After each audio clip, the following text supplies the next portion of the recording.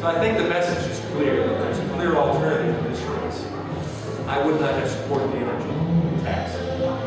I offered when I was in it, and this is something you asked me earlier, what's the alternative?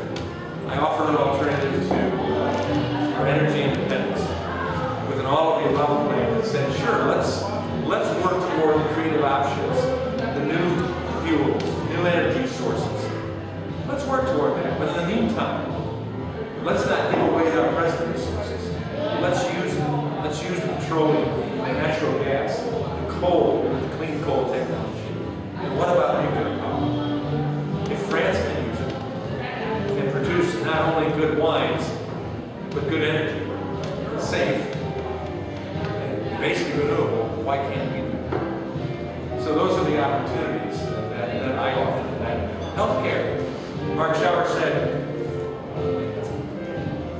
I not only read the entire bill, but I was involved in drafting major portions of the bill. Well, if that's the case, then it's his bill. More and more people read about it.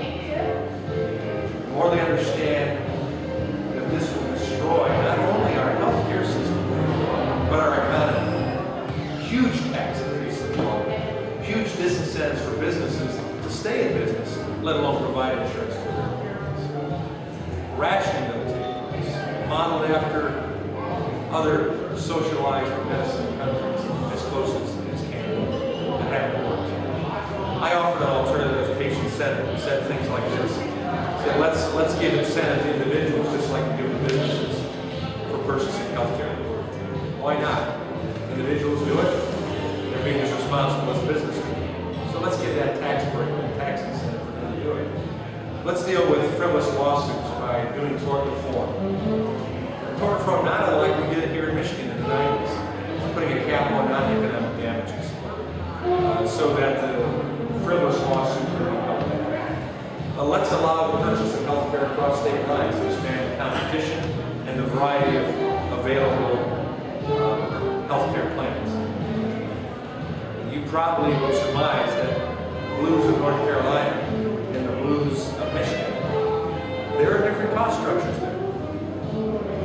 And that you can find better oncology care and insurance in other states than Michigan. And you can find better sources of certain care here in Michigan than the other states. Let's expand that opportunity for competition. So those are some things that we offered in that legislation. Since then, the Republicans added to that plan a high-risk pool to deal with pre-existing conditions and a number of other things that we can offer as alternatives. None of them mandates, no tax increases, and all sorts of incentives and opportunities for individuals who want to be responsible. And even some don't necessarily care about being responsible, but taking away the disincentives for being responsible, they too can benefit from health. Those are the issues that we will address in these final 7.5 weeks. I feel good about the fact that American citizens have awakened. The Tea Party movement, the 9/12 movements, the independents that are coming out, and a lot of Republicans, conservatives, who in the last election said, Republicans let us down, we're not excited about our presidential candidate, so why go to the polls? Can't get that much worse. Well, we can see how much worse it can get. You know, when you realize that this administration in 18 months has piled up more debt than it took from Washington through Reagan to pile up. Can we let it go on and through? This is a watershed election. And for that reason, I'm delighted to be back here. There are other things that I could be doing, there's other things that you could be doing. And I'm thankful that you're taking an interest in what's going on, that you're stepping up to the plate, and I'm sure that your friends and neighbors will hear from you. And some of them are stepping up already. And I think together we can restore the greatness of this country that is its people. Free people, responsible people, people that are willing to be held accountable, people that are willing to take risks, people that understand there's no such thing as too big to fail.